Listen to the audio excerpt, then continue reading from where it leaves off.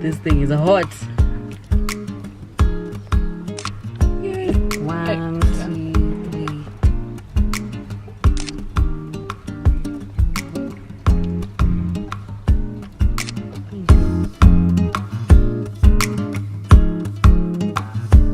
Hi guys, so now we are with. Introduce yourself, tell them who you are. Okay, my name is Coletta. Why are you so shy? I'm not shy. I'm Mudani's friend, and she's helping me. I'm just your friend, okay. She's my best friend, guys. But I'm not the only one. She has many best friends as well. She has many others. So, she's helping me plan for my wedding. I got engaged recently, and we've been running around talking to vendors. Oh my goodness. Yeah, getting our quotations from different vendors and comparing them, going to see them. It's crazy. You know, I think we should just quit school and just start. I know, wedding planning. Oh my goodness, the amount of money that's in wedding planning is so much. It's so involving. It's so involving and it's so expensive. Yeah, and then we have African parents who expect you to have everybody at the wedding. You know those aunties who come and they say, I held you when you were 1 year old. I know. But you haven't seen them for the past 25 years. Like what? I know, right? They don't even know what you did in school, if you graduated, but they want to be at the wedding. Hey, so how are you going to do that now? How are you going to deal with it? So I will just have to limit the number of guests. I'll have to control the number of guests coming for the wedding. So I'll tell my parents, stick to 100 or 150 so that they can just work within that limit. So they can decide, do we have to invite this person? Do we really have to? So I think that's how I will do it. Yeah. I don't know, I think that's difficult. Yeah, it is. Yeah. So what's your... I don't know, majority of the people who watch me are between the age of 18 and 35. Do you want to tell us how you found your first love? Or not your first, I think, he's your first true love. He's probably your first and only love. I don't know. Do you want to tell us perhaps, we might get some few tips here and there. It was a long journey. It was a long journey full of potholes and bends and turns. It was just, I don't even know how to call it, but it was worth it because he's amazing, and when he asked me to marry him, I did not have even a single doubt. I did not even think twice. But then how did you even know if it was right? Like, how do you know? You feel deep in your heart, you feel that it is right. Your sixth sense. We're told that women have a sixth sense. That if someone maybe is cheating on you, you can feel it, although you can't put your finger around it. You don't know yet, but you can feel it. Yeah. And if something isn't going well, you can also feel it. So this sixth sense felt that this was right, and everything pointed out to the indicator that it was right. So then okay, I don't know how much I'm allowed to indulge, but she can answer what she feels. So do you want to tell people? Me, I know these stories. I just think it's because a lot of my people are, we are in this age group where we are trying to figure this relationship thing out. Yeah. What happened or what changed from your previous relationships to this one that you ended up finding him? I went through a lot of heartache and pain in my previous relationships. She can attest to that. It was drama. Everyone knew my love life was just full of drama. So guys, when I met this one of the indicators was the relationship was drama free, and it felt right from the beginning. Yeah.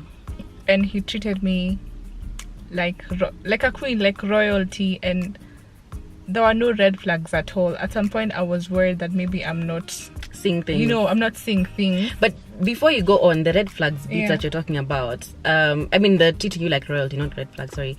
The treating you like royalty, could you just specify, describe what royalty, being treated like royalty meant to you? Like, okay. This sounds more like an interview, but it's fine. You know what? We better figure this thing out. Okay, well, treating me like royalty, like, he put me first in everything that he did. As in, he just involved me in everything that he did, and he is a perfect gentleman. Yeah. he's a perfect gentleman. Like it maybe doesn't mean so much someone else being opened for doors, being pulled for chairs, but it meant a lot for me. I feel like I can't even put it in words sometimes.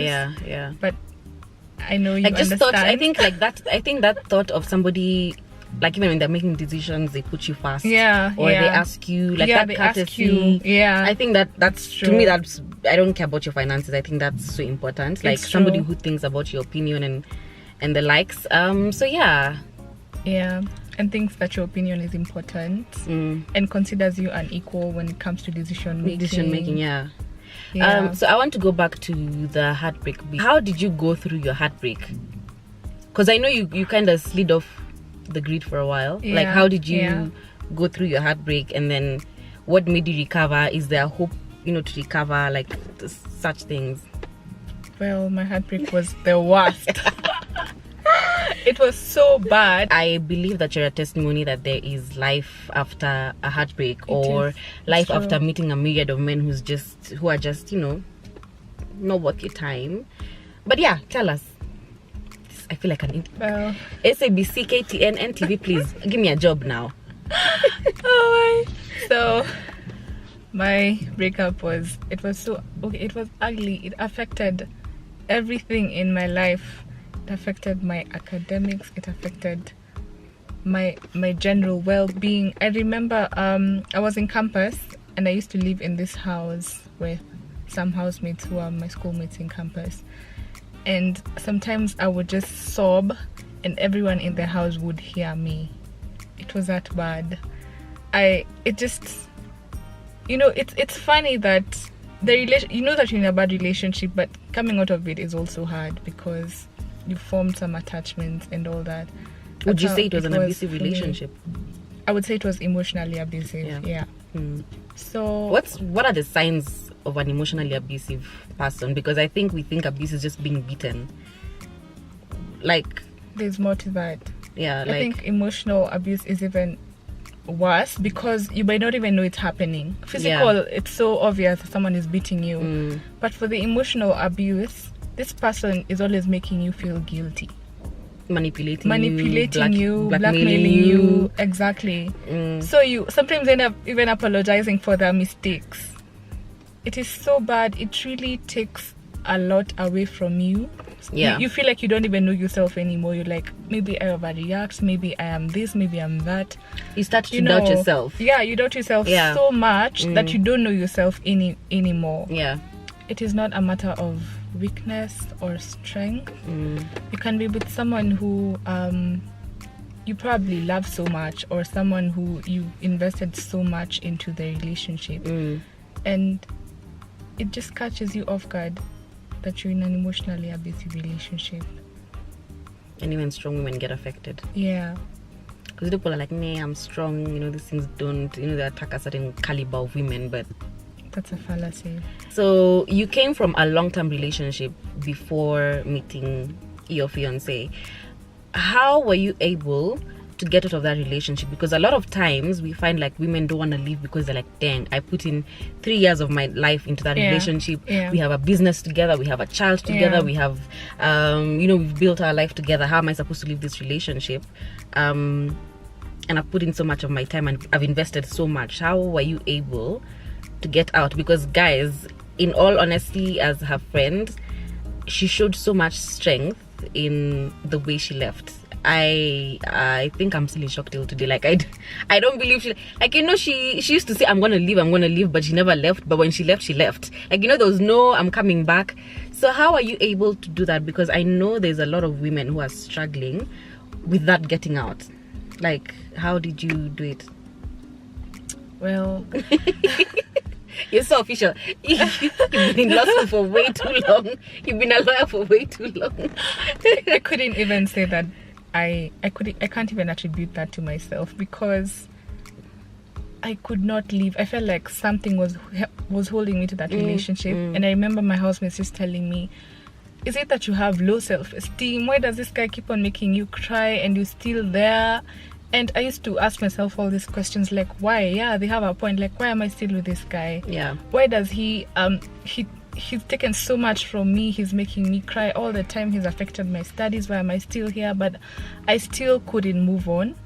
So I can say it took a lot of soul searching before I decided to leave, and also a lot of God, because I remember when I left, my friends were like, we were praying for you to leave. Yeah. And I was also praying. I was telling God, just give me just show me, like something like that. Give me a sign. And eventually I gathered enough courage to move. And when I left, it wasn't as easy as that.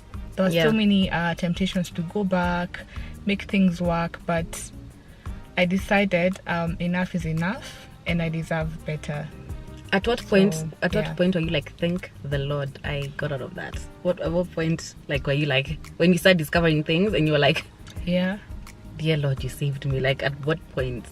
I think it was 3 months after you finished crying and you finished the self-doubt and feeling sorry for yourself. Yeah. That's when now I'm like, oh my gosh, what was I doing there in the first place?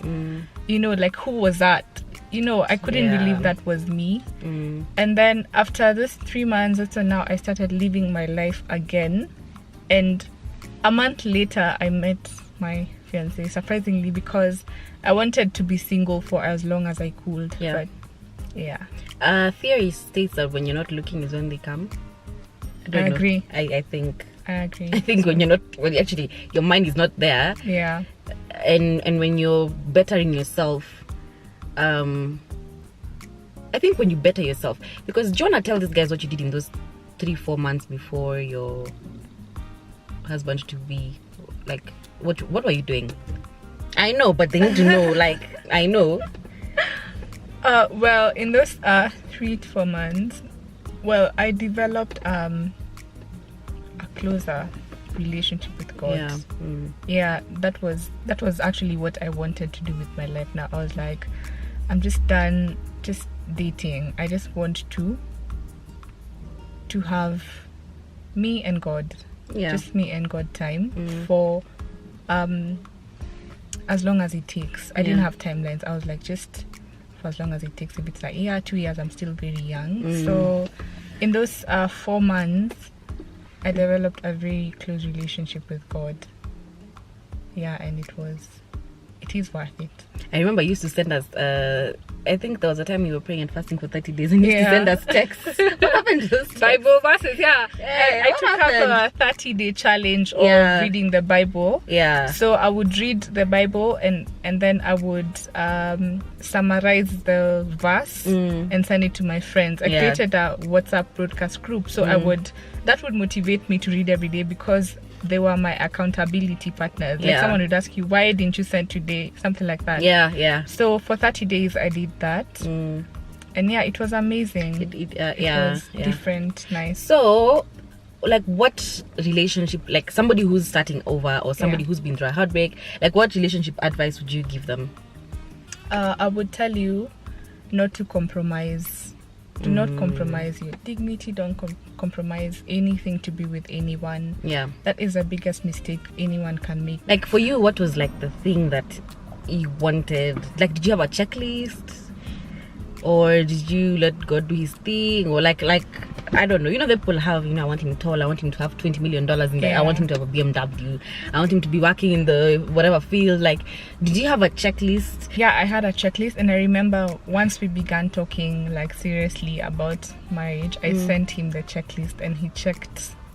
Really? You never even told me this? Really? Everything apart from the superficial. Okay, there was nothing superficial in that checklist. There was nothing like tall, dark, handsome, nothing. It was just basically the qualities. But it was a long list. It was like 2 pages. What? And I remember when I started talking to him and I was ticking. What? Yeah, when I ticked everything, oh my goodness, a screenshot. Yeah.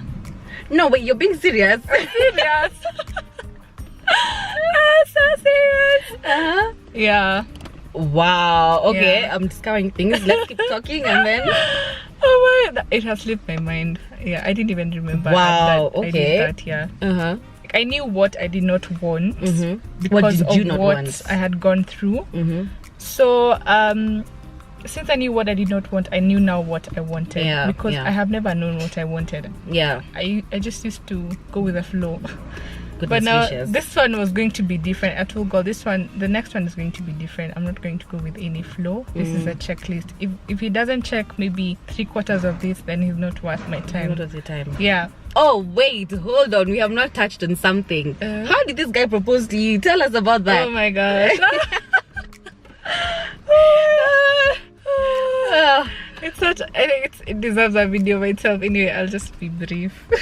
This guy knew that I was suspecting that the proposal is coming soon, so I think he had such a hard time figuring out how to surprise me, because he thought if he takes me on a vacation somewhere, I'll know. If we go for a random dinner, like tells me to dress up, I will know.